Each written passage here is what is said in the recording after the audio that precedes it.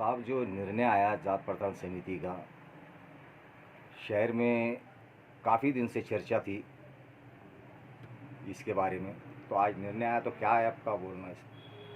मेरा नाम एडवोकेट कैसरुद्दीन, माजी नगर अध्यक्ष तथा सदस्य दरगाह कमेटी हद्दे कला खुल्दाबाद।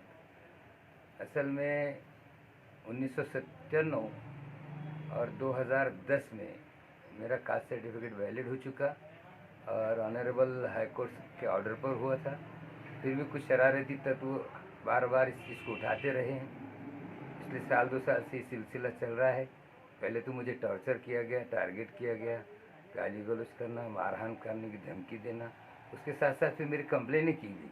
ये एक दो लोगों का काम नहीं है, ये गिरोह है।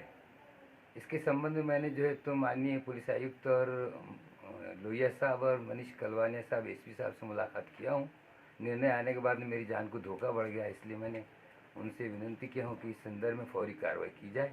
और जो डुप्लीकेट टीसी मेरी इस्तेमाल की गई है बार बार 10-12 जगह ऑफिस में, जिसके ऊपर 1997 में चोरी का केस भरा गया था 420, 469, 471 और 468 के तहत, वही तहत जो है तो अभी भी कार्रवाई की मैंने मांग किया हूँ।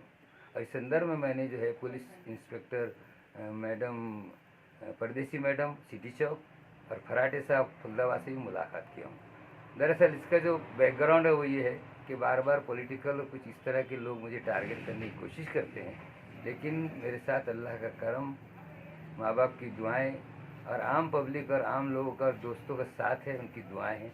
तो मैं तीसरी बार इस मरतबा जीता हूँ। ये इतिहास है, पहली बार ऐसा हुआ है कि एक कास्ट सर्टिफिकेट के ऊपर 3-3 निर्णय आए हैं। 1997 में मेरा वैलिड हुआ, 2010 में वैलिड हुआ ऑनरेबल हाई कोर्ट के ऑर्डर पर, और अब तीसरी मरतबा भी वैलिड ही हुआ। तो इस तरह से ये फाइल क्लोज की गई है और इसके पीछे का बैकग्राउंड बहुत सारा है। लेकिन मैं जो है तो आभार व्यक्त करता हूँ मेरे साथियों का, दोस्तों का, और आगे भी मेरी कोशिश रहेगी। मुझे जो है तो भटकाने के लिए, मुझे बदनाम करने के लिए इस तरह की कोशिशें की जाती है, लेकिन मैं कोई डरने वाला व्यक्ति नहीं हूँ। मेरे को जो है तो मैं सक्षम हूँ और कोई भी चीज़ को फेस करने के लिए। कास्ट सर्टिफिकेट का वैलिडिटी का जहाँ तक ताल्लुक़ है, बोगस कागजात का इस्तेमाल करने का मुझ पर इल्ज़ाम लगाया गया। तकरीबन 12-15 जगहों पर जो तकरार की गई झूठी। पुलिस ऑफिसर्स ने भी इसकी कई चौकसी वर्तमान पत्र में आपके विरोध में बातें भी छपी, वो खोटी बात भी मेरे खिलाफ लगाई गई। उन लोगों को इतनी भी अक्ल नहीं है कि एक बार जब हाईकोर्ट से ऑर्डर हो जाते हैं तो उसको दोबारा नीचे की कोर्ट में आह्वान नहीं किया जाता, लेकिन वो आह्वान करके पड़ा हुआ है केस, कोई कुछ भी नहीं रहा है। इसको कोई मानहानि का ऐसा दावा दाखिल कर सकते हैं?